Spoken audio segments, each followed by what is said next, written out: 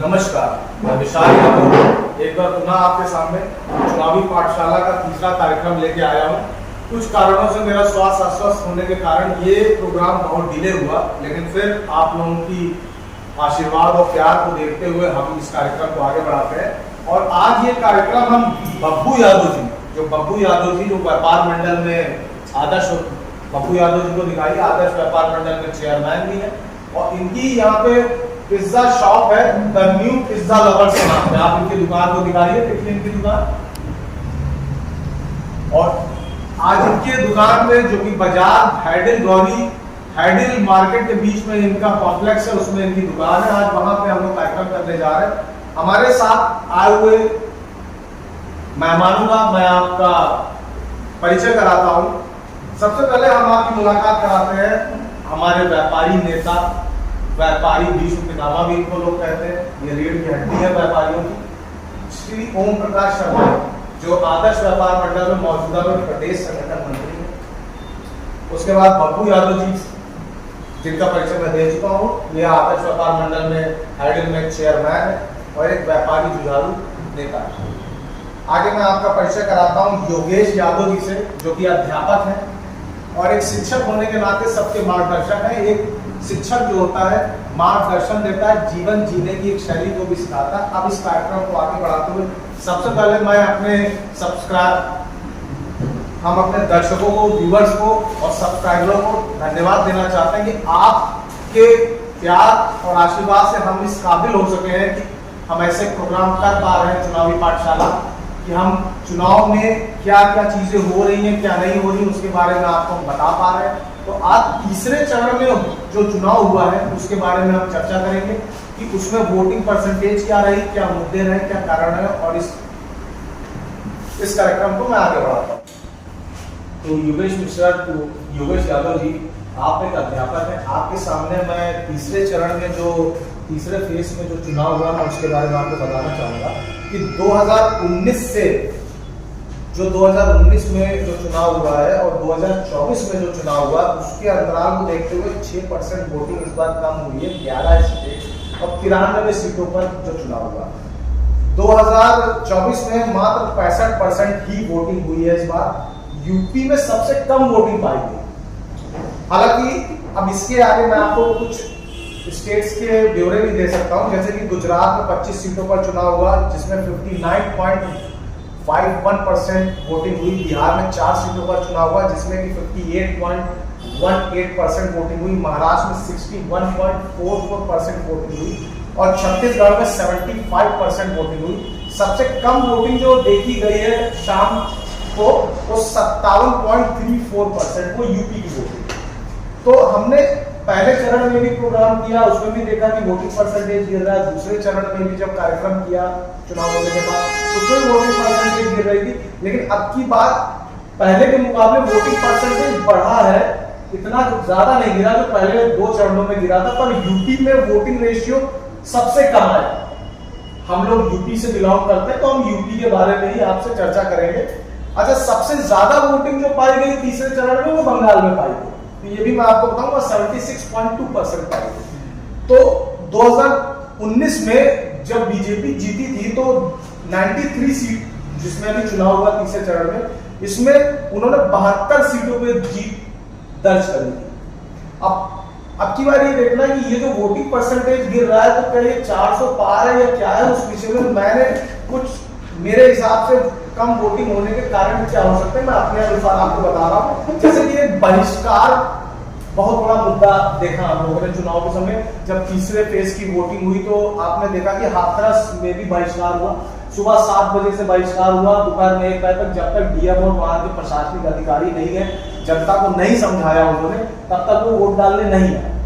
तो ये बहिष्कार बदायूं में भी देखा गया और हमारे आसपास के एरिया में भी अभी चुनाव नहीं हुआ लेकिन बहिष्कार वाली बातें उठ रही है।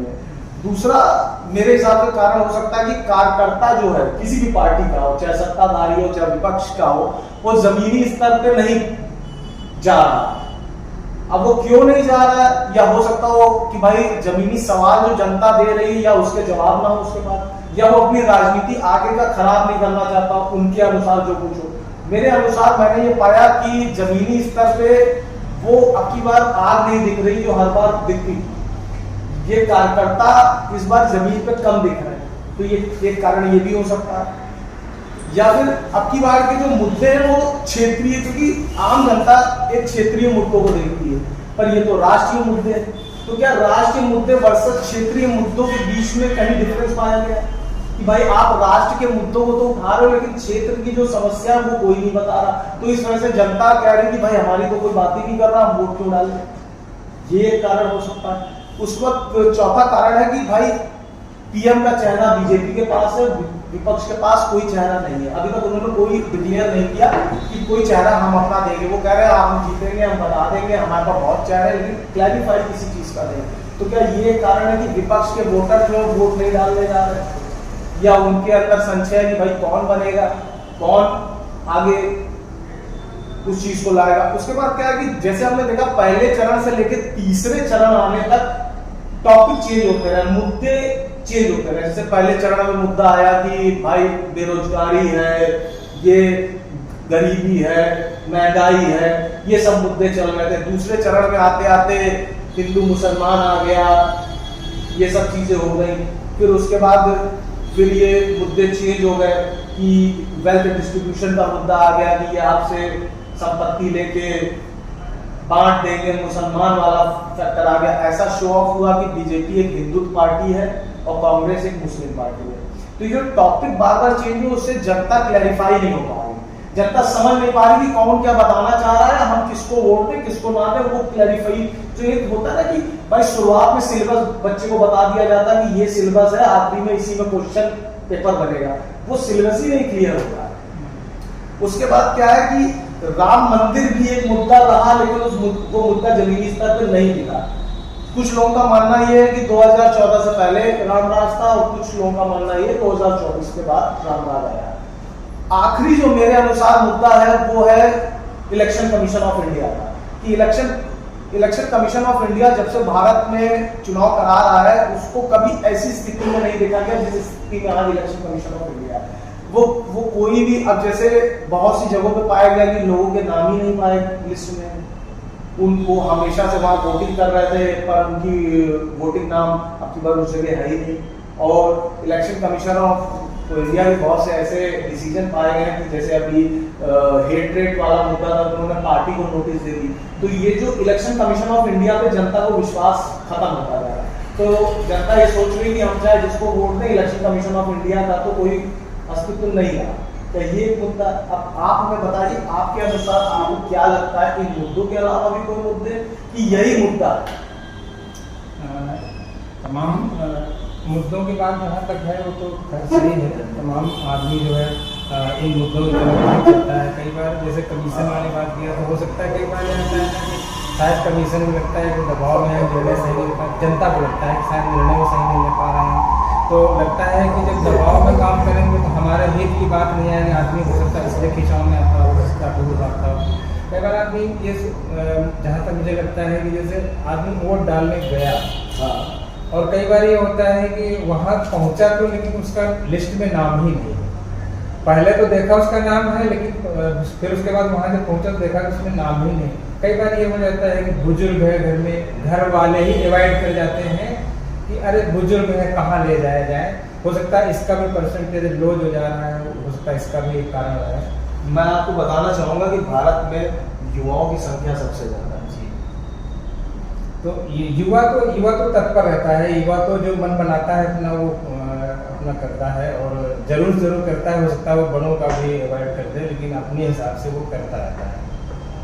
नहीं तो युवाओं, जैसे कि यूपी जैसा स्टेट है, यहाँ पे भी युवा बहुत ज्यादा, यहाँ पे भी रेशियो गिर रहा है। तो ये सिर्फ बुजुर्ग वाला फैक्टर नहीं हो सकता ना कि भाई आप मान के चलते हैं एक घर में 2 बुजुर्ग हैं, पर अगर कहीं पे पहले चरण में जैसे हमने पाया कि भाई 10% वोटिंग गिर गया, 8% वोटिंग गिर गया, तो इतने परसेंट ये जो परसेंटेज होते हैं, अगर आपको मैं बताना चाहूंगा जब नेशनल लेवल पे जब ये चुनाव का सब गिनती होगी तो 1-2% से सरकार मिल जाती है। तो अगर ये सब चीजें हो रही तो आपके अनुसार जो बात है, मैं सिर्फ उसी में ये बात डाल रहा हूँ कि ऐसा होना हो सकता है लेकिन ऐसा जमीनी स्तर पर पॉसिबिलिटी कम है। देखो सरकार बनाना तो जनता का ही काम है और जब सरकार बनती है तो जनता का ही कार्य होता है और वो कार्य कुछ नहीं हो पा रहे होते हैं तो आदमी इससे भी खिंच जाता है, सोचता है कि हमने तो ऐसा किया, हमने वोट दिया और वोट देने के बाद भी हमारे जो क्षेत्रीय, अपने पर्सनल नहीं बल्कि क्षेत्रीय जो समाज को लेकर के कार्य हैं वो पूरे नहीं हो पा रहे हैं। किसी भी बात को लेकर के कह लीजिए, गलियों को ले लीजिए, नालियों को ले लीजिए, सफाई को ले लीजिए, सीवेज को ले लीजिए, तो इस तरह की समस्याओं को देखते हुए आदमी भी तमाम खिंचाव आता है। तो आपका कहने का मतलब है क्या सरकार का जो काम हुआ है 10 सालों में उनसे जनता कुछ ना कुछ इंटरनेशनल स्तर पर कह लीजिए या कह लीजिए नेशनल स्तर पर जो काम हो रहा है वो तो जहाँ तक ठीक है, लेकिन जो क्षेत्र में नहीं हो पा रहे हैं क्योंकि हम तो अपने क्षेत्र तक ही सीमित हैं ना, तो हम अपने क्षेत्र की बात समझेंगे और कहेंगे। लेकिन बहुत सी योजनाएं भी तो जनता के लिए आई हैं, जैसे कि व्यापारियों के लिए एमएसएमई लोन योजना आई है, किसानों के लिए क्रेडिट कार्ड योजना आई है, किसान समृद्धि निधि योजना आई है और बहुत सी योजना आई है। अब स्टूडेंटों के लिए लोन बहुत आसानी से मिल जाते हैं जो पहले नहीं इतनी आसानी से हो पा रहे थे। शिक्षा के स्तर में भी बहुत सारी, अभी आप यहाँ आप टीचर हैं, मैं इसी के बारे में बात करूँ। अभी एनसीआर जो शिक्षा प्रणाली जो थी उसमें संशोधन हुआ, प्रैक्टिकल चीज़ों को ज़्यादा बढ़ावा दिया गया। तो ये सब तो एक प्रोग्रेस सरकार करती चली आ रही है। प्रोग्रेस सरकार करती चली आ रही है, लेकिन जो प्रोग्रेस किया है वो उस व्यक्ति के हित संगत है कि नहीं, आदमी ये सोच बैठता है ना, वो कहाँ तक है, कहीं बाहर तो नहीं है, कहीं कुछ ऐसे लोगों के लिए तो नहीं है जो उन्हीं तक सीमित रह जा रहा हो, हमारे पास तक ना रहा हो, छोटे व्यक्ति तक न पहुँच। जैसे इसी में मैं अपनी एक बात जोड़ूंगा कि भारत सरकार में हीरा लेने पे 3% की जीएसटी और किताबों पे 18% की जीएसटी, इस विषय में भी आप कुछ बताना चाहते हैं? बिल्कुल, जो किताबों पर है ये बिल्कुल सही कहा आपने, किताबों पर ज़्यादा है तो ये समस्या गार्जियन पर आ रही है। मुझे लगता है कि स्कूल वाले कुछ कमीशन लेते हों और कुछ अपनी इस तरह की बातें हों तो स्कूल वाले कमीशन लेकर के अपने जेब में रख रहे हैं, बाकी जो है वो जो बेच रहा है उसके जेब में जा रहा है, तो झेलना क्यों गार्जियन को पड़ता है। नहीं, ये तो जीएसटी जो लगाने का काम है तो जीएसटी काउंसिल का है। तो इसमें अगर मान लीजिए जीएसटी काउंसिल 18% देगी तो स्कूलों को दे रही होगी, क्योंकि कोई चीज सस्ती बिक रही है, महंगी बिक रही है, उस पर जीएसटी ज्यादा लगा रहे हैं, ये चीज हो गई। इसके अलावा आपको लगता है कि वोटिंग कम होने के और कोई कारण है, जैसे कि इससे पहले वाली डिबेट में हमने बताया हो सकता है जी, वोटिंग का ये भी हो सकता है, जैसे मानते हैं कोई चीज या कोई पद पर कोई है और 2 साल के लिए, 5 साल के लिए, 10 साल के लिए, तो उसके बाद हम सूख जाते हैं, तो सोचने लगता है ना कि जो परिवर्तनशील आदमी का सोचता है कि नहीं चलो अब दूसरे को देखा जाए, या इस तरह कुछ लोग सोच लेते हैं कि नहीं चलो अब वोट ही डालते हैं, तो कुछ ऐसा भी मानता हूँ। अच्छा, ये जो मतदान कम हो रहा है इसके लिए एक शिक्षक होने के नाते आप भाई एक शिक्षक है, आपकी बात सब कोई सुनेगा क्योंकि आप एक शिक्षक का दर्जा भगवान के बराबर माना जाता है।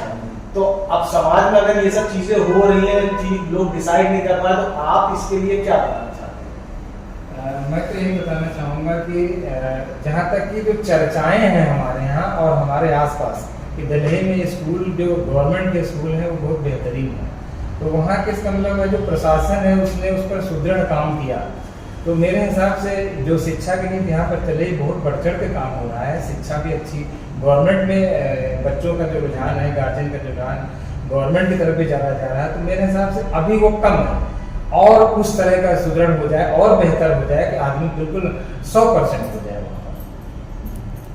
धन्यवाद जी की बात है। इन्होंने बताया कि देखिए इसके कई कारण हो सकते हैं। पहला कारण इन्होंने बताया कि भाई चीजें जो है कि जो पॉलिसीज हैं वो जनता को नहीं अच्छी लगी तो उस वजह से वोटिंग कम है।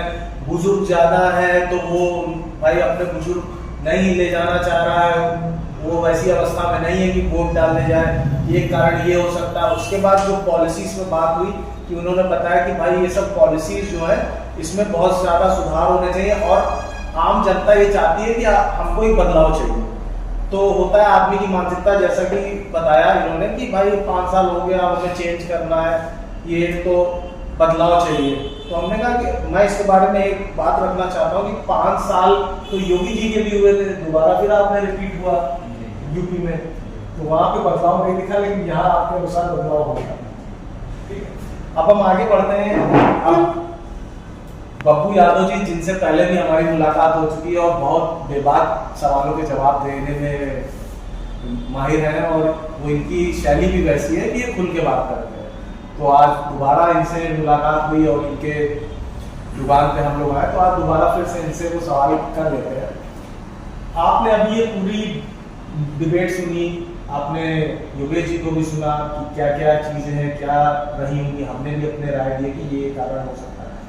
आप तो इससे पहले भी रहे, आपको क्या लगता है तीसरे चरण में भी भाई ये माना गया कि पहले में कम हो गई तो दूसरे में बढ़ जाएगी, दूसरे में कम हो गई तो ये माना गया तीसरे में बराबर हो जाएगी, लेकिन उसके बावजूद अगर अदर स्टेटों में कवर हो रहा है, जैसे कि भाई बंगाल में कवर हो गया, बंगाल में सबसे ज्यादा वोटिंग परसेंटेज, यूपी में ही क्यों बार बार गिर रहा है, ये आपके को क्या लग रहा है कि ये यूपी का फैक्टर कहाँ जा रहा है और ये ऊंट जो है वो किस करवट बैठेगा? ये जो यूपी में आपका परसेंटेज कम हो रहा है, हमको लग रहा है सबसे ज़्यादा तो वोटर लिस्ट में नाम ही नहीं कटे हुए हैं। जो देखा जा रहा है जो पिछली बार जो नाम थे 2014 में 19 में, वो आज की डेट में नाम कटे हुए हैं। अच्छा, तो लोग वोट डालने जा रहे हैं, उनके नाम नहीं मिल रहे हैं तो वापस चले आ रहे हैं। पहले होता था कि 14 या 19 में जो चुनाव हुआ तो यहाँ का वेदों की जिम्मेदारी होती थी घर घर पर्ची पहुँचाने की, जानकारी स्कूल या चुनाव आयोग द्वारा जनता की जानकारी देना होता था कि आपके क्षेत्र में मतदान बहुत जरूरी है, फला डेट पे मतदान होना है और आप लोग अपना काम धाम छोड़ करके मतदान करने जाए। आज वो काम 2024 में नहीं दिख रहा है, कोई जानकारी नहीं हो पा रही। 3 चरण चुनाव हो गए हैं, यहाँ की अभी जनता से पूछा जाए कि आप लोकसभा का चुनाव देखा तो कहीं हमको जानकारी नहीं है। ये पोजीशन। दूसरा परसेंटेज गिरने का कारण है, देखिए हम लोकल आदमी हैं, लोकल में हमारे यहाँ से सभासद से लेकर, आपको एक मिनट रोकना चाहूंगा। जैसे कि बब्बू यादव जी ने बताया कि भाई जनता को जागरूक नहीं हो पा रही, लेकिन मैं बताना चाहूंगा कि दूसरे चरण के बाद से ही सरकार ने भी और बहुत सी पार्टियों ने भी जागरूकता और मतदान जागरूकता के नाम पर बड़े कैंपेन चल रहे हैं, यहाँ तक कि एफएम में भी दिन भर मतदान की बातें चलती हैं। तो अब ये कैंपेन चलना चालू हो गया, शुरुआत में चल रहा था लेकिन थोड़ा धीरे था, लेकिन ये चल रहा है। तो ये जागरूकता वाली तो चीजें जमीन में दिख रही हैं, टीवी में भी आप पा रहे हो, यहाँ तक कि आईपीएल मैच के दौरान भी आप पा रहे हो और रेडियो में भी आप पा रहे हो, तो ये तो जनता तक पहुंच रहा होगा ना मैसेज। देखिए जब से ये आपके मोबाइल चल रहे हैं बड़े वाले, तब से लोग टीवी और एफएम देखना बंद कर दिए हैं। अच्छा तो मोबाइल में भी तो आता है। अब मोबाइल सिस्टम जब से चल गया तो आदमी ये देखता है या तो पब्लिक जो जमीन पे दिखता है, अब टीवी और उस पे आप दिखा रहे हैं तो नहीं देख रहा आदमी ना, लेकिन जो समाज में है जमीनी पर है, जमीन पे जो प्रचार प्रसार होता था चुनाव का, चुनाव आयोग द्वारा, वो चीज हमको अभी तक नजर नहीं आ रही। तो इसका परसेंटेज गिरने का कारण तो ये भी जो हमारा सुझाव है, जो हमने अनुभव किया। दूसरी बात, अभी हमारे क्षेत्र के 2014 से आज तक मैं देखूं तो सभासद से लेकर प्रधानमंत्री तक मेरे क्षेत्र में एक ही पार्टी का आदमी है जो वर्तमान की सरकार, सभासद भी हैं, सांसद भी हैं, विधायक भी हैं, जिला पंचायत भी हैं। तो आपके पास तो बहुत सारे, तो इतना होने के बावजूद भी और सभासद हमारे गौरी गांव गौरी बाजार से 1 किलोमीटर दूरी पर रहते हैं, उनका आना जाना गौरी गांव स्कूटर इंडिया चौराहे पर डे होता है। सांसद जी हमारे यहाँ गौरी बाजार से कम 8 किलोमीटर दूरी पर उनका आवास है लगभग, विधायक जी का 4 किलोमीटर पे आवास है, लेकिन गौरी गांव की आज तक उनकी समस्या नजर नहीं आई। गौरी में आप कानपुर रोड से साहू टेलर वाली गली में बाजार की मुख्य रास्ता है, आज भी देख लीजिए कम से कम 6 साल से नगर निगम का इंजन रखा गया है, पानी निकाला जाता है, पानी भरता निकालते हैं, उसका कोई आज तक कोई रास्ता नहीं निकालेंगे, बनेगा क्या होगा। सबकी नजरें पड़ रही, सब जगह पड़ी हुई है। देखो आपके यहाँ तो गौरी से वो कानपुर एलिवेटेड रोड हाईवे वो बन रहा है, ये भी तो एक सरकार की बढ़िया एक वहाँ पे पॉलिसी आई है जिससे लोगों को बड़ा फायदा मिलेगा। आप डायरेक्ट आप कानपुर पहुँचेंगे जल्दी, 20 मिनट 25 मिनट का प्रोजेक्ट है कुछ। कानपुर पहुँचने में तो 20 मिनट का रास्ता है, लेकिन कानपुर रोड से गौरी गांव अपने घर के अंदर 200 मीटर जाना है तो कम से कम 1 घंटा लगता है जाने में, क्योंकि उसको देखना पड़ता है ये पानी है तो ये गड्ढा है, कहाँ कैसे बच के जाना है। बच्चों को स्कूल ले जाते हैं, लोग छिप जाते हैं, मोटरसाइकिलें निकालते हैं, पानी भरा होता है। ये समस्या हमारे गौरी गांव की है। बगल में हमारे ये तो गौरी की समस्या है ना। अभी गौरी की वोटिंग कहाँ है? अभी जो हम ये कह रहे हैं यूपी में जो और जगह वोटिंग हुई वहां पे भी आपके अनुसार, आपका कहने का मतलब है कि वहां पर भी ऐसी समस्या होंगी, इस वजह से वोटिंग कम होगी। ये हर जगह, जब मैं यहाँ की अपनी बात कर रहा हूँ कि हमारे यहाँ ये समस्या तो हर जगह समस्याएं होंगी, तो इसका एक परसेंटेज गिरने का कारण है। हमारे गौरी गांव में अभी कुछ दिन पहले कुछ बैनर लगा दिए गए थे, रोड नहीं तो वोट नहीं। कुछ दिन पहले ही लगा था, हमारे मोबाइल पे आया था, अभी हो सकता है दिखा भी देंगे, रोड नहीं वोट नहीं। अब इसका विरोध करना लोग शुरू कर दिए। नहीं तो बहिष्कार तो वैसे भी चुनाव का तीसरे चरण में वो हुआ, बदायूं में हुआ, हाजी के बहिष्कार हुआ, और आपके यहाँ लोकल में भी बहिष्कार देखा गया है कि आम जनता वोट डालने से मना कर रही है कि हमारी बात नहीं सुनी गई, हम वोट नहीं डालेंगे। तो आप लोग तो व्यापारी नेता हो और आप लोग तो पुराने सामाजिक कार्यों में भी लगे, लेकिन आप वोट नहीं डालोगे तो अधिकार नहीं मिलेगा, तो फिर कैसे अपनी समस्या बता पाएंगे? वोट डाल के सब हरा चुके हैं। कोरोना काल में विद्यालय जिस तरीके लूट मचाई है, बच्चे ऑनलाइन घर पे पढ़े, उनकी फीस पूरी ली गई। सरकार द्वारा, कोर्ट द्वारा एक आदेश हुआ था 15% फीस हर गार्जियन को वापस किया जाएगा। आज तक किसी विद्यालय ने वापस किया और बताइए, सरकार ने एक्शन लिया और बताइए। समस्याएं जो आपने अभी बताया 18% जीएसटी बुकों पर है, ये तो मैं वेबसाइट से बता रहा हूँ, ये प्रमाणित चीजें हैं। तो ये प्रमाणित चीजें, जिसपे शिक्षा आदमी जिसको पढ़ना है, आगे बढ़ना है, उस पर जीएसटी कम होनी चाहिए। और हीरा मोती जिसको नहीं पहनना है, बड़ी बड़ी पूंजीपतियां हैं वही खरीद सकते हैं, हम गरीब आदमी कहाँ ले सकते हैं। तो पूंजीपतियों के लिए 3% और जो गरीब आदमी बच्चों को पढ़ा रहा था 18%। तो आदमी बताओ 500 रुपए दिहाड़ी करके 2 बच्चों को पढ़ाई करेगा कि अपना खाना भोजन चलाएगा, कि बच्चों को पढ़ाएगा कि अपना जीवन यापन करेगा। तो ये सारी समस्याएं देख करके, और परसेंटेज का और भी कारण हम देख रहे हैं, जैसे टीवी पे आता है 400 पार। अब 400 पार का मतलब हम नहीं समझ पा रहे हैं। 400 पार आने वाले दिनों में पेट्रोल, डीजल, खाद और चावल का रेट बढ़ जाएगा कि 400 पार लोकसभा सीट बढ़ रही है। तो लोकसभा की बातें कर रहे हैं ना। 400 पार बता रहे हैं। 400 पार क्या है ये कंफर्म नहीं है, 400 पार है। मोदी जी की गारंटी भी तो चल रही है। तो आप जैसे कह रहे हैं कि लोकसभा सीट भी बता रहे हैं 400 पार, तो विरोध डालने की जरूरत क्या? 400 पार तो हो ही है। नहीं तो बिना कार्य करे फल कैसे मिलेगा? नहीं तो 400 पार वो अपने आप को कैसे आग्रह कर लिए? 400 पार कैसे अनुभव कर लेंगे? वो तो देखिए, चुनाव में चीजें चलती रहती है। आप अपना स्लोगन नहीं बनाएंगे तो चुनाव में जनता को रुझाना पड़ता है, उसको अपनी बात पहुंचानी पड़ती है। इसके अलावा आपको लगता और कोई मुद्दा है? मुद्दा कुछ नहीं है हमारे पास। जो भी है, जो आपके सामने सच्चाइयां मैंने बताई हैं, सच्चाई में हम दबते नहीं किसी चीज की। बाकी हम सरकार के साथ है, सरकार अच्छा काम करती है, हम अच्छे के साथ है। उन्होंने मंदिर का कार्य किया, हमारी आस्था है, मंदिर से जुड़े हुए। हम तो घर में पूजा पाठ करते हैं, कभी कभार अयोध्या भी जाता हूँ साल में 1-2 बार। भव्य मंदिर बना है प्रभु का, हम सरकार का स्वागत भी करते हैं। कुछ चीजें जो हैं उन्होंने अच्छी की है, उसका सम्मान है, स्वागत है। लेकिन कुछ जमीनें हैं जो जमीनी स्तर से, आपको मैंने अपने गांव की समस्या बताई। हमारे गांव जैसे बहुत गांव होंगे परेशान है। हमारे यहाँ दुकानदार बेचारे फुटपाथ पे लगाते हैं। आप ये देख रहे हैं कि शहर के अंदर दुकानें जितनी लगी हैं, आलमबाग चौराहा हो, हजरतगंज चौराहा हो, गोमती नगर है, वहां पे किसी प्रकार फुटपाथ की दुकानें नहीं हटाई जा रही है। लेकिन हमारे गौरी मार्केट में भी कुछ दिन पहले पता चला कि वहां नगर निगम लगा करके फुटपाथ की दुकानें हटा रहे हैं। तो ये गरीब जनता फुटपाथ की दुकानें हटाओगे तुमको वोट देने जाएगी, पीड़ित हो गई। उसका कुछ रास्ता निकालिए। एक अभी 2 बीघे जमीन पे उन्होंने राज बब्बर गेस्ट हाउस के पास गौरी बाजार शिफ्ट करने की व्यवस्था कर दी। वहां पे कोई सुविधा नहीं, गड्ढे भरे हुए हैं पूरी तरीके से। अभी बारिश हो जाए तो वहां जा नहीं सकते हो। अरे उसके पहले वैकल्पिक कोई व्यवस्था करिए, बाजार को शिफ्ट करिए। हमको बाजार से कोई दिक्कत हो रही, लेकिन इनकी कहीं व्यवस्था करिए। जो रोड जाम हो रहा है, फुटपाथ के दुकानदार है, उनकी कहीं ना कहीं व्यवस्था करिए। दुकानदार आराम से दुकानदारी करे, आपको जीएसटी दे, आपको भी फायदा हो, हमारे दुकानदारों को फायदा हो।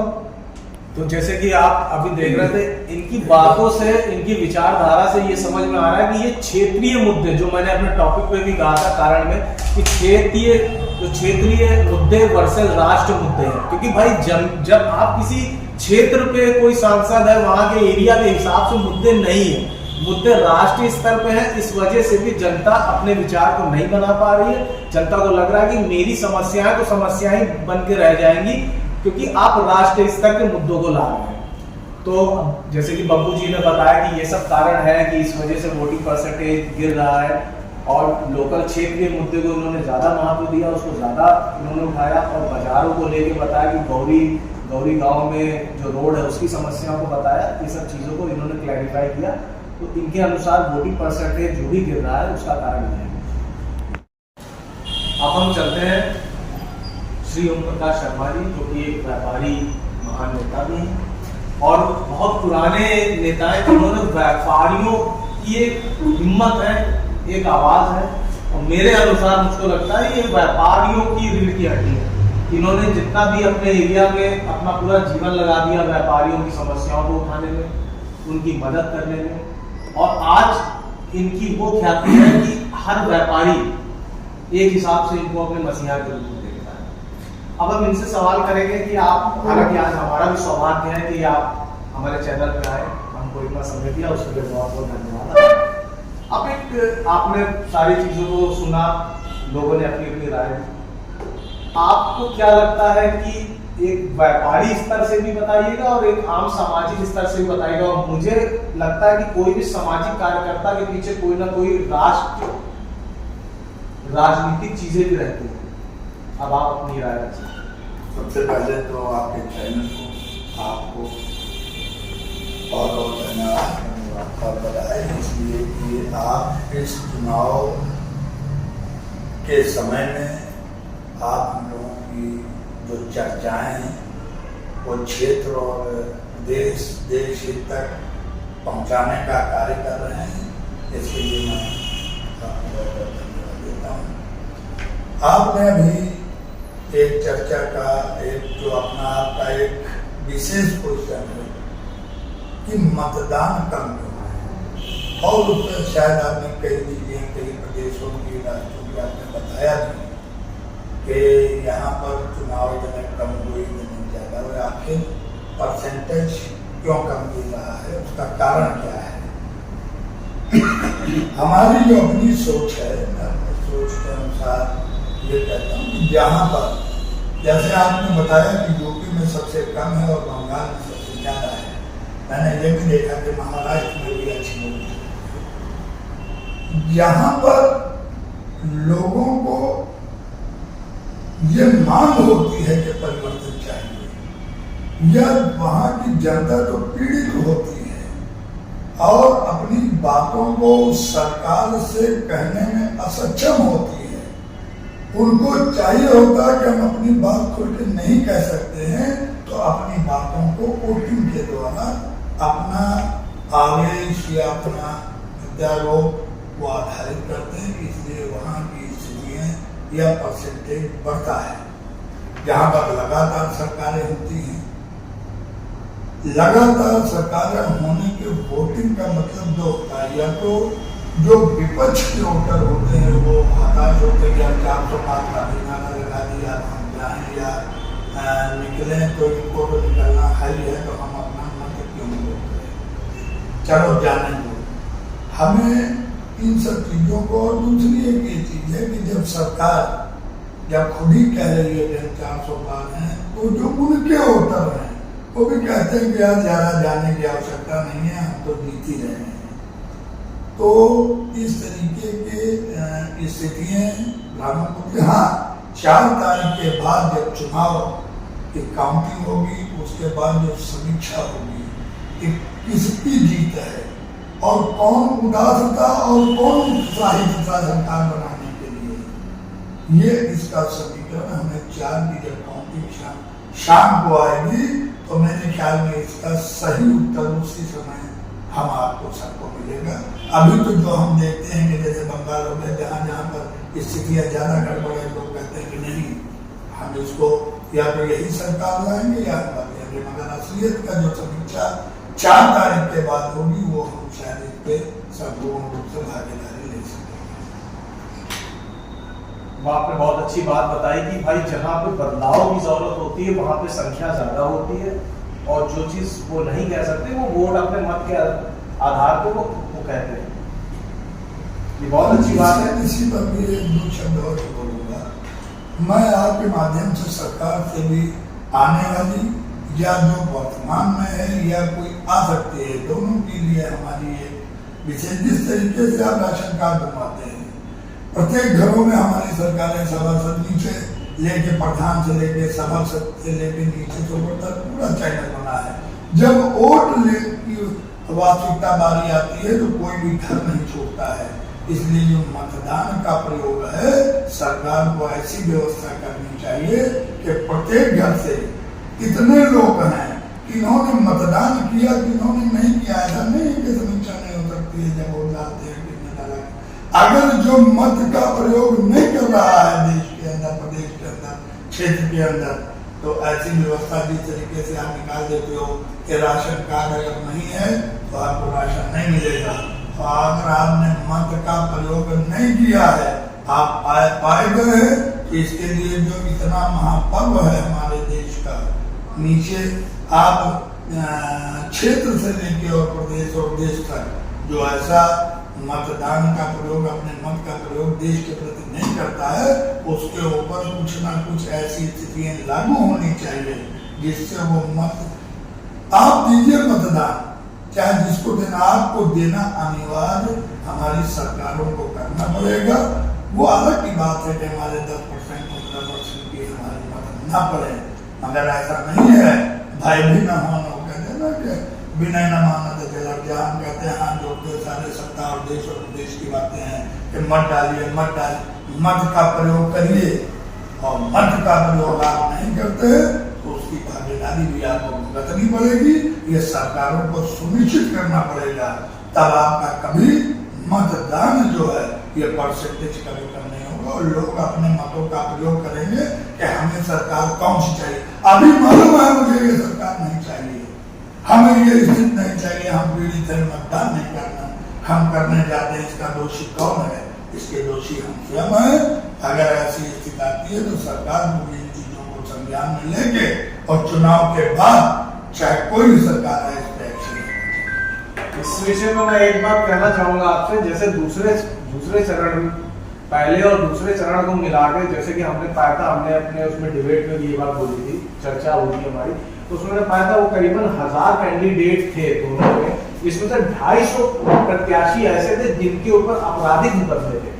तो जनता का ये भी कहना है कि भाई हम चाहे इधर जाए चाहे उधर जाए, जब लोग वैसे ही मिल रहे हैं तो हम क्या करें। हालांकि मेरे अनुसार भी, मैं आपकी बात से पूरा सहमत हूँ, अगर आप मत नहीं डाल रहे तो आप सरकारी सुविधाओं का लाभ उठा रहे हैं, आप नहीं गलत है। आपको नहीं कोई समझ पा रहा, आप नोटा पे जाइए, जो भी भाई कोर्ट ने उसका अधिकार दे रखा है। लेकिन ये चीज भी जमीनी स्तर पर पाई गई है कि कोई भी पार्टी हो, चाहे सत्ता हो चाहे विपक्ष हो, जितने कैंडिडेट ने, जितने प्रत्याशियों ने नामांकन पर्चा भरा, उसमें करीबन 250 लोगों के ऊपर आपराधिक मुकदमे पाए गए। इसके अलावा भी और कोई कारण आपको लगता है? और एक चीज आपको बताना चाहूंगा, जैसे कि आप व्यापार मंडल से व्यापारी नेता और काफी सालों से व्यापार मंडल में आप रहे, तो ये चीजें देखी जा रही कि हर एक व्यापार मंडल, अब जैसे कि हमारे क्षेत्र में बहुत से व्यापार मंडल, उद्योग व्यापार मंडल के प्रदेश अध्यक्ष जी का एक रुझान जो है यहाँ तक कि उनका समर्थन बीजेपी को है। तो क्या आपके व्यापार मंडल में या आपका भी वो किसी पार्टी से वो कोई झुकाव है? देखिए, बड़ा अच्छा क्वेश्चन है। हमारे नेतृत्व में शीर्ष नेता भी जो है, बड़े नेता भी हैं, जाते हैं। मैं तो ये कहता हूँ, हम गैर राजनीतिक संगठन अगर अपने आप को कहते हैं तो हमें उन पर उतरना भी चाहिए था। बिल्कुल सही बात। हम अगर यहाँ पर अभी सपा वाला कोई या गठबंधन वाला कोई आ जाते हैं तो हमारे पास सपा के भी लोग हैं, अगर हम जिसका नेतृत्व करते हैं, कहते हैं गैर संगठन हम राजनीतिक में, तो हमारे पास अगर गठबंधन का भी आ रहा तो उसका भी स्वागत है, पार्टी का आ रहा, सत्ता का भी। आज की तारीख में कोई भी नहीं है, क्योंकि चुनाव हो रहा है, तो सारे चाहे किसी भी पार्टी का है, हमें सबका स्वागत करना चाहिए। और मैं गर्व के साथ कहता हूँ, मैं नेतृत्व करता हूँ, मैं किसी से नहीं पूछता हूँ कि तुम किस पार्टी के हो, तुम हमारे पास आए, संगठन में आए, संगठन की सेवा हमसे आप ले रहे हैं, आपकी इच्छा जहाँ होती है वहाँ आप अपने मत का प्रयोग कर सकते हैं। हमारे पास सभी नेताओं का हमारे पास स्वागत है। हाँ, जो व्यापारी, मैं तो गर्व के साथ कहता हूँ कि व्यापारी हमारे हम रोड पर रहते हैं, हम जनता ही व्यापारी है और व्यापारी ही जनता है। जितनी सेवा व्यापारी करता है जनता की और जनता के साथ रहता है, मेरे ख्याल में कोई भी राजनीतिक दल। इसी पे एक सवाल है, अगर जैसे कि आपने कहा, मैंने भी वो लाइन लिख रखी थी, व्यापारी ही जनता है, जनता ही व्यापारी, तो जो वोटिंग परसेंटेज गिर रहा है, तो इसका मतलब ये माना जाए कि वो कहीं ना कहीं इनडायरेक्टली वो व्यापारी से ही रिलेटेड है, व्यापार से ही रिलेटेड है। देखिए, सबसे बड़ी भूमिका में अपने आप को जनता को ही जनता व्यापारी है, मगर व्यापारी जो रुष्ट है या जनता जो रुष्ट है, तो ये तो समीक्षा 4 तारीख में हो जाएगी। लेकिन ऐसा है नहीं, भाई जनता ही तो वोट डाल रही है और वो व्यापारी है। तो कहीं ना कहीं एक आकलन अगर मोटा मोटा लगाया गया तो कहीं ना कहीं रोष तो कहीं ना कहीं होगा। अच्छा, रोष भी हो सकता है और भी हो सकता है, मस्त भी हो सकते हैं कि पार्टी ठीक चल रही है, आप हम क्यों डाल रहे हैं, तो ऐसा नहीं। लेकिन 2019 के आंकड़ों को देखते हुए 2024 में तो परसेंटेज गिर रहा है ना। अब ये 2 कारण हैं, या तो विपक्ष अपने आप को कमजोर समझता है, वोटिंग नहीं कर रहा है, पक्ष वाले कर रहे हैं, या पक्ष वाले जा रहे हैं हम तो जीते ही, हम तो जीते, अब वोटिंग करने की आवश्यकता है। इसलिए सरकारों को चाहिए कि मत प्रत्येक व्यक्ति को देना है, इसमें बाध्यता करनी चाहिए, और जिसको देना होगी तो परफेक्ट भी कम नहीं होगा। मेरे ख्याल में जो नीचे और ऊपर वाली हम लोग बात करते हैं, वो भी उसमें भी लगभग कमी आएगी, कोई ऐसी बिल्कुल सही बात। तो ये हमारी की बातें इन्होंने बताई।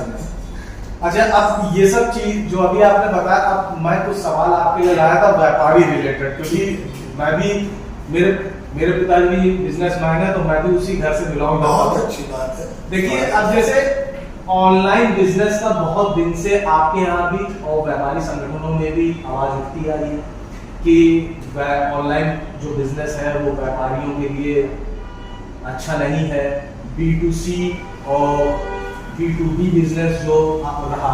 इसके अलावा व्यापारियों के लिए जो एक ये आकलन अभी वेबसाइट का मैं बता रहा हूँ, उस वेबसाइट में ये आकलन किया गया कि 2019 में जो प्रॉफिट एक होता था 5500 रुपए बचता था लोगों के बैंक में, आज की डेट में 3500 रुपए बच रहा है।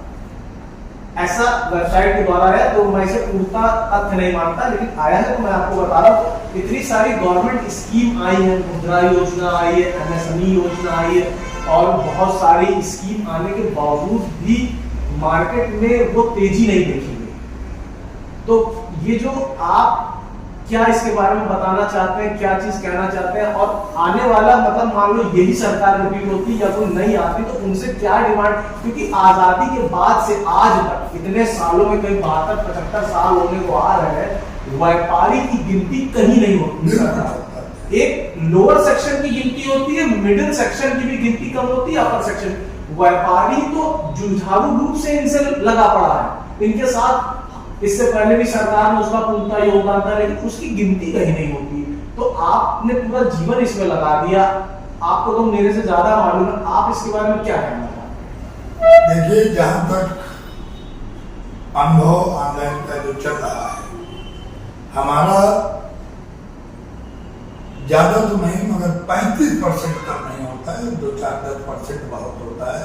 35 से 40% तक हमारा व्यापारी पूरी तरीके से छोटा व्यापारी, जो ऊपर से आदमी कहते हैं ना, नीचे से सेकंड में जाता है और फर्स्ट में तो उद्योगपति आ जाता है, वहां तक नहीं जा पाता है, सेकंड तक चला जाए।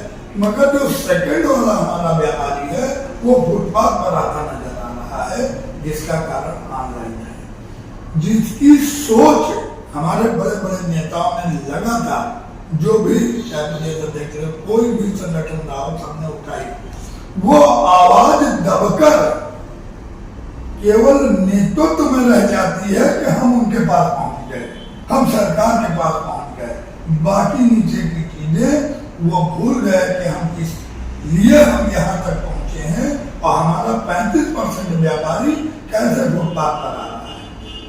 उसका कारण सिर्फ यही है, सरकार अगर चाहे ऑनलाइन आप करवाइए, ऑनलाइन उससे 4 गुनी करवा दीजिए, मगर नीचे जो बैठा हुआ व्यापारी है उसके ऊपर उसका प्रकोप नहीं आना चाहिए। उसका कारण सिर्फ यही है, जो जीएसटी उनके ऊपर है वही जीएसटी उनके ऊपर है। जो स्थितियां लाइन वालों को क्या कहेंगे, और जो ऑनलाइन मार्केटिंग तो 24 घंटे की है, 24 घंटे की है, वो भी उन्हीं के ऊपर है।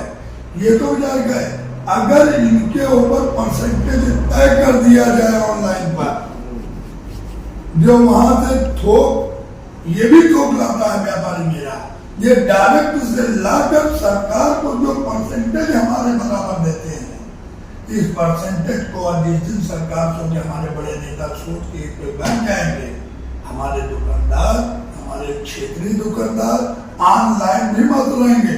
अगर मान लिया, और मैं उदाहरण देता हूँ कि ऑनलाइन आप जब दे रहे हो तो आप उसका 10% ले रहे हैं, और जो हमारा आम व्यापारी है वो भी 10% ले रहा है।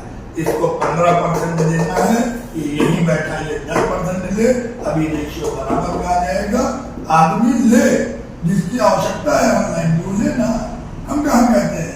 मगर जब परसेंटेज बराबर है तो घर में बैठ के मिल रहा है, तो क्यों दुकानदारों से तो तब लेगा जब नानी मर गई, मामी मर गई, आफत आ गई, आग लग गई, तब बगल में जाएगा, पैसे नहीं है मेरे पास भैया 10 दिन के लिए उधार दीजिए। ऑनलाइन वाला 1 दिन नहीं, आदमी वहां पर सोचता है, जब पड़ोस में जाके आसपास मार्केटों में जाके जब कोई आफत आती है, पीड़ा आती है, तो 30% आम जनता, आम व्यक्ति उन्हीं व्यापारियों के पास जाता है कि मेरे पास अब पैसा नहीं है, हमें उधार 15 दिन के लिए दे दीजिए। वो 20 दिन के लिए नहीं, 6 महीने में पैसा उसको मिलता है, मगर तो फिर भी देता है। इसके बच्चे भूखे होंगे, या मेरा पड़ोसी है, या कल को हमारा काम देगा, इससे इनका परसेंटेज कम होना चाहिए। ऑनलाइन का परसेंटेज बढ़ा दिया जाए, अब इस समानता आ जाएगी, हमें ऑनलाइन किसी को कोई पीड़ा नहीं। तो इसके लिए आप क्या आगे का प्रोग्राम है, क्या आगे चीजें होंगी आपके वो संगठन से या आपके द्वारा? यार मैं नाम आपका विशाल जी, आप बड़े अच्छे और अच्छे विचारों के व्यापारियों में आप आए, और मेरे ख्याल में मेरे साथ में बड़े जल्दी से आया, और आपने यहाँ तक व्यापारियों को लेके, जनहित को लेके जो आपने इतना बड़ा, हम आपसे हमेशा कहा करते थे कि अगर किसी लाइन को आप पकड़े तो पूरी तरीके से उसमें आप तन मन धन आप तन मन से व्यस्त हैं। आपने हमारे बारे में पूछा, क्यों किया? आप अभी चाइना से आपके अंदर हमारे प्रति, इस क्षेत्र के प्रति आपको ये लगता है कि नहीं कुछ न कुछ प्रदेश के लिए करेंगे। मैं आपको आश्वस्त करता हूँ, इस चुनाव के बाद हम आपके ही द्वारा और इसी 6 महीने के अंदर आने वाले विधायकी चुनाव में मैं ज्यादा तो प्रदेश में अगर नहीं जा पाया, मगर इस क्षेत्र और विधान जो आपकी प्रदेश की, आपकी राजधानी लखनऊ में, ऐसा बिल्कुल व्यापारी और जनहित में भूखूंगा कि शायद आने वाले नेतृत्व या सरकार में उसको याद रखेंगी कि अगर आप सही तरीके से न्याय, या आपके पास है क्या नहीं, सरकारों के पास सब कुछ है, मगर वो सब कुछ है कहीं बड़े पैमाने पर है। हम ज्यादा बड़ी बात नहीं करते हैं। आपने अडानी हो गया, ये हो गया, आपने उसका किया, मगर आपको ये पता है कि आपने किया, अच्छी बात है, सरकारी लोग काम नहीं कर रहे, चलिए प्राइवेट से काम लेंगे, पैसा देंगे, हमें इसका गुरेज नहीं है, मगर उसका प्रभाव देना पड़ रहा है। किस तरीके से ये लोग लूट रहे हैं उनके परिवारों को, ये सरकारों को ध्यान नहीं है। 4 तारीख के बाद हम आपके साथ मैदान में उतरेंगे, और वास्तविकता में जनहित और व्यापारियों के बीच में जो नेतृत्व होगा वो सरकारें उसको समझेंगी और लागू करें। मतलब आपकी बातों से, आपके विचार से ये लग रहा है कि व्यापारी आक्रोशित है, जो भी पॉलिसी रही है। नहीं, पॉलिसी जो भी है उनमें खराब कोई नहीं होता रहा है, पॉलिसी अच्छी है। देखिए आप जैसे आजादी को दिया जीएसटी में है, आप हमारे नेता, मैं अपने नेताओं को कहना चाहता हूँ, चाहे हमारे माननीय प्रदेश अध्यक्ष जी रहे, जितने भी संगठन बने हैं, वो संगठन के नेता केवल पार्टी जो सत्ता चल रही है केवल वहां तक पहुंचने का उनकी मानसिकता रहती है। तो आप भी इंडिया अलायंस बना लीजिए व्यापार मंडल का। और देखिए, हम पैदल चलने काम कर देंगे, हमको जरूरी थोड़ी है। संगठन जब होता है तो हम अपनी बात कह सकते हैं। देखिए हम अपने संगठन के द्वारा अपनी बात कह रहे हैं। आपने माननीय प्रदेश अध्यक्ष जी को कह रहा हूँ, अगर ये बातें और भी प्रदेश अध्यक्ष हैं उनके पास भी पहुंच नहीं होगी, क्या जो है शर्मा जी की बात बिल्कुल सही है, और मैं भी इस बात से सहमत हूँ कि कम से कम एक नेता जमीनी स्तर पे ऐसा मुझे दिखा कि जो खुले तौर पे बेबाक सवाल पे ये बात कर रहा है कि ये सब चीजों के मुद्दे को लेके हम उठाएंगे, इनको लेके हम आगे बढ़ेंगे। और ये सब चीजें जो है बहुत कम देखने को मिलती हैं व्यापारियों के बारे में, व्यापारी चीजों के बारे में खुल के ये सब बातें होती हैं। अब जैसे कि बिजनेस में जो फेलियर हो रहे हैं भाई, बहुत सी दुकानें आपके मार्केट में भी बंद हो रही हैं। हमने पाया कि हम अपने एरिया की बात कर ले, सरोजनी नगर, गौरी, हेडल, इसमें भी बहुत से व्यापारी जा रहे हैं। तो ये सब जो बिजनेस फेलियर हो रहे हैं, इसमें भी क्या आपको लग रहा है, आपको व्यापारी को क्या कहना चाहते हैं? क्योंकि बहुत सी दुकानें अभी सामने रिसेंटली शिवलीला के पास एक शॉपकीपर पे व्यापारी हो या जनता हो या बिजनेसमैन, अगर जैसे अभी उन्होंने बताया कि सरकारें और सरकार पूरा काम करें, कोई भी सरकार आती है वो आती है, सरकारों के जो नुमाइंदे होते, जो उनके कार्य करने वाले होते हैं, वो कैसे हैं। और मैं ये देख रहा हूँ हमारे माननीय विधायक जी हैं, मैं जितनी भी उनकी तारीफ करूँ कम है। वो सरकार के लिए क्षेत्र पर कम समय में बहुत ही उन्होंने अपनी ख्याति को प्राप्त किया है। मगर मैं ये भी साथ साथ कहता हूँ कि जितनी योजनाएं हैं, जितनी योजना, जब आज हमारा व्यापार बंद हो रहा है या आप हम लोग व्यापारी नहीं, आप कहते हैं वो किसान के नहीं, उसके नहीं, किसान के नहीं, क्या सवेरे उठ के आदमी जो छोटे छोटे व्यापारी हैं, आज सैकड़ों हजारों की तादाद में यहाँ से लेके और जो रिक्शा चला रहा है वो भी तो एक गांव का आदमी है, वो शहर का आदमी नहीं है। रिक्शा भी चला रहा है शहर में, यहाँ पर जो सब्जी की जगह हो रहा है दुकान है, वो भी तो गाँव के साथ मिल रहे हैं।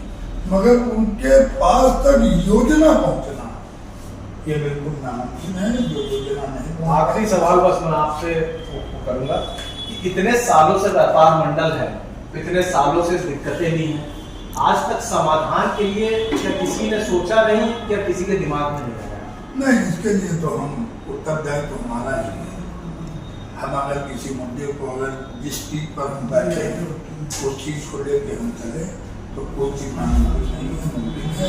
इसके लिए हमें स्वयं तैयार करना पड़ेगा, तब हम अपनी परिस्थिति छोड़िए। जिस स्थिति में आज आप यहाँ तक आए, हमारा इंटरव्यू, हमारी मंत्री बात दे रहे तो आप पहुँचे ना।